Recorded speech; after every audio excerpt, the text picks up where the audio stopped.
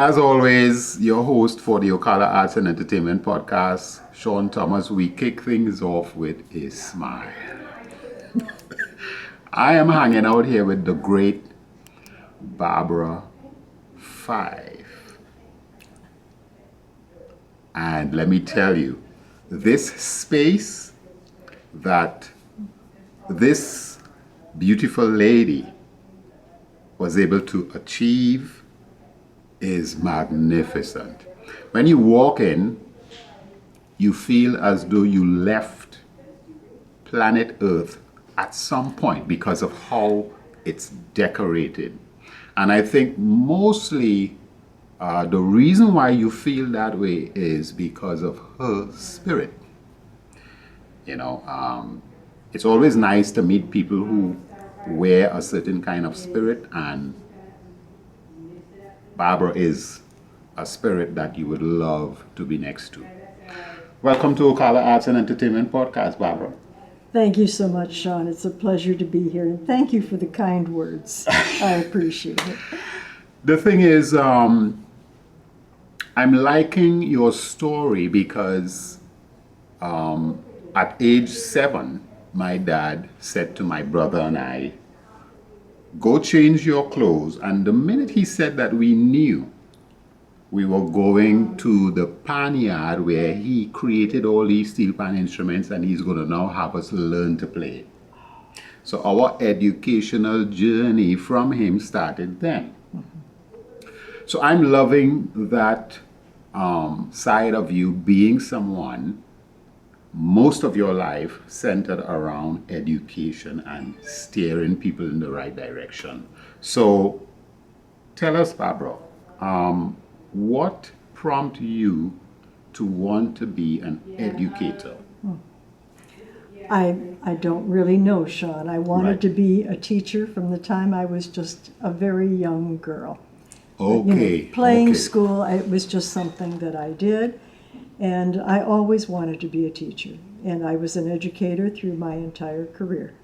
I had started out as an elementary teacher for a few years. Right. I did a very short stint as a middle school teacher at one point. Mm-hmm. And most of my career, I was a high school teacher, teaching chemistry and physics and other sciences.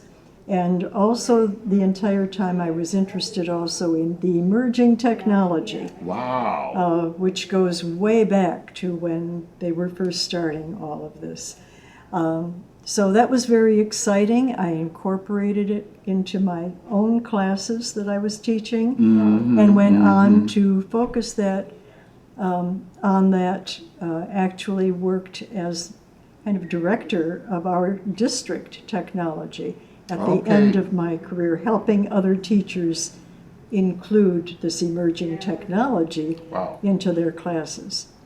So I just never stopped being a teacher. It's something that I love and always cared about. Right. But then, of course, along with all the sciences, which is what I specialized in as a teacher, Right. I was always interested in art. When I was a little kid, I was always drawing and scribbling and painting and making things. Back then, we didn't have all these things. You created it out of what you had on hand. Right. And so I think we became quite creative that way. Right. So that was all fun, and I continued enjoying making all kinds of art, painting. In high school, I learned calligraphy, and that became a lifelong passion for me. Okay. So is there someone in your family that might have been a teacher when you were growing up for you to maybe see that or hear of it, and that might have started off your mind, I think it was just the influence of the teachers that I had that made me want to take on that role. I see. Because yes. no one in my family had been a teacher. Okay, yes. And some teachers can some- do that, they... And some families have a tradition, Yes. it goes down, my grandmother was a teacher. That was not true for me. Right. I find it interesting to hear you talk about the emerging technology that. So give us a little more insight there. What kind of scientific stuff you all were approaching or getting involved in? Well, I'm not sure where you're going with that, Sean, but yeah, when I first started, because this was pretty far back. Yes. Yes. I mean, in college, we were still using the old, those enormous calculators that spit out the papers. Okay, I see. We became very proficient using a slide rule. Right. And you had the best slide rule, and you could really read this out. So and I still have mine.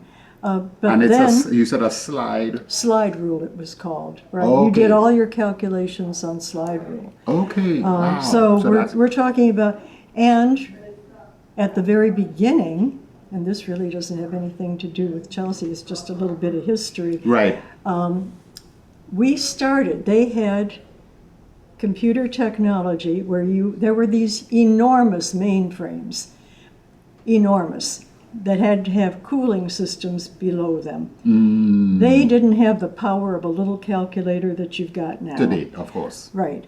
But in college, where I was starting out, we had a little machine that did punch cards. And one line of computer code was on each punch card. And we would mail those to the center in Rochester, Minnesota. I was at that time going to a college in Minnesota. Right. And we would mail those to Rochester, where they would then run your little stack of cards through that mainframe. And if it worked, you got back the results. And if it didn't, you had to redo your stack of punch cards.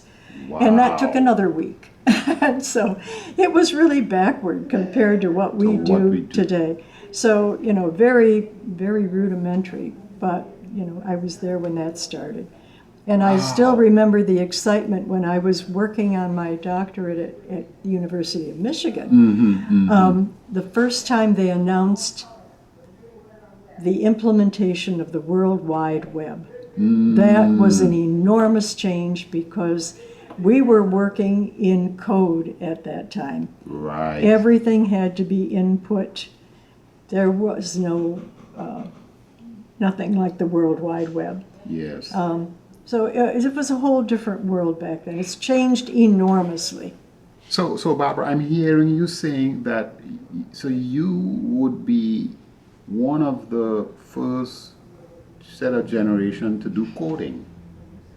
I don't know that I was the first because it was back in the 70s. Right. So it was still fairly a new thing. Yeah, because but we did learn the original languages, Yes. computer languages, and we learned your binary code for programming.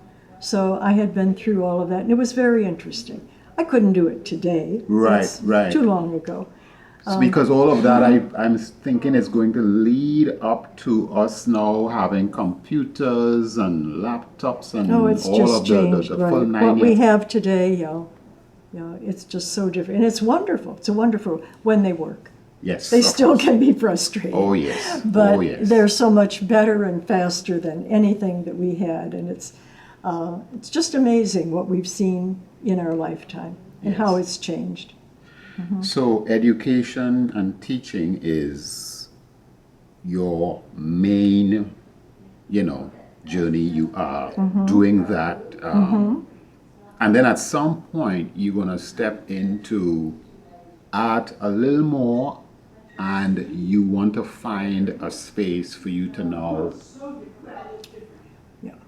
So you said So- after you retired, you got more involved with art because it was something you did. Along the way. When I retired, then I had time.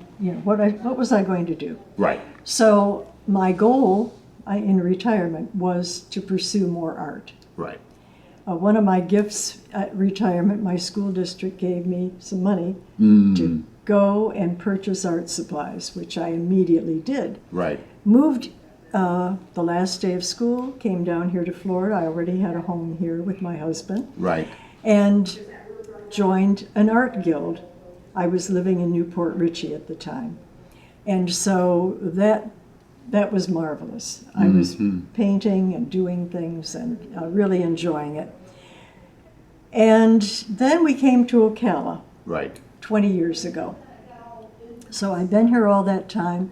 I have been active with the Appleton Museum. I took a class at the Appleton where they had East meets West calligraphy Okay. with Ted Mayhall and his wife Yolanda.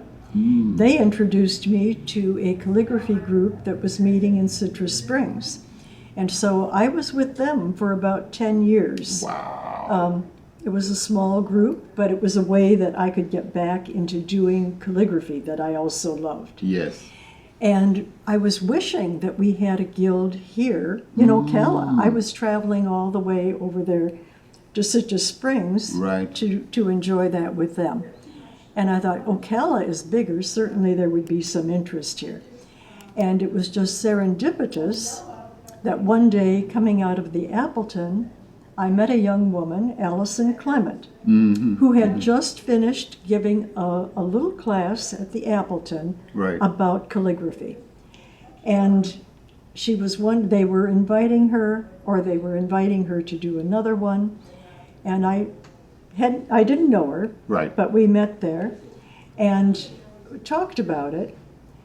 And I gave her a few little tips about, because she said, "Oh, I'm not a teacher." Right. And we talked about that, and I said, "I wish that we had something here in Ocala." Well, that was the beginning. That was the seed. Yes. And then we got a small group together, and we started the Ocala Calligraphy Guild 8 years ago. This is our 8th season now. Wow. Well, that all by way of we needed a place to meet. Of course. We met at the Appleton. Things changed at the Appleton. We couldn't afford to meet there anymore Right. and began meeting at the library. But at the library, you're limited with what you can do Yes. in that facility. So for a number of years, I had my eye open looking. I also was a member of Ocala Art Group, Yes. which experienced the same sort of problems with holding their meetings, having classes, workshops, and everything else that you want to do Yes. with a group. So I was not successful in finding anything. Then, as I have said, my friends opened up CC Fine Arts Gallery here in Chelsea Square. Right. I've been to Chelsea Square. I've been to the Peacock Cottage next door. I've been to the coffee shop. Everybody loves the coffee shop. Right. We're only 2 minutes from the Appleton Museum here, so I passed it all the time. Oh. I never considered it as a place to have a spot to meet. But that time that I came for their opening, I noticed a lease sign on this space. Okay. And so I pursued it. I thought, let's look into this. Yes. My friends that I invited to look at it, there were some that said, "Oh, this is exciting," although this place was really in bad shape. Okay. It had had been a steakhouse. It was Dooley's Bar and Grill for many, many years. Oh. It had been a smoking lounge, another lounge, and then it had been most recently Legends Vintage Goods. So a lot of Okay. people remember it being very dingy, filled with antiques. So it needed some work Yeah. and some cleaning. Yeah.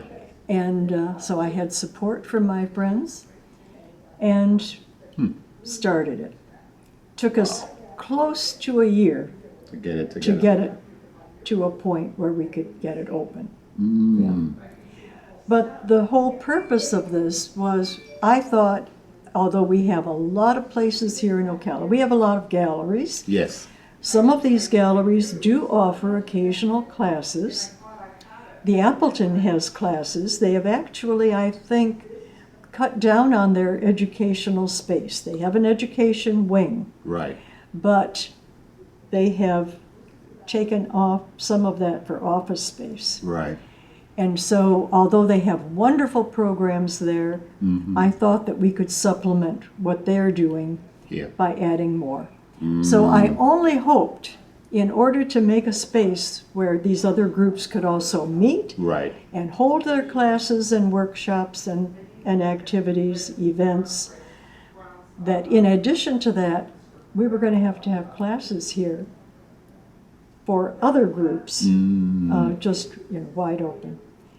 And as an educator, I was comfortable with going in that direction. Yes. I also had the technology background that we could easily have the modern conveniences of putting it on projecting some things when necessary, Right. and doing some Zoom classes. Our calligraphy classes are on Zoom, primarily because we have a membership all over the United States and 3 foreign countries now. Wow, that's great. That's great, and it happened only because of COVID. We went online immediately when we were all isolated so that we could continue with the guild. And as a result, it just expanded.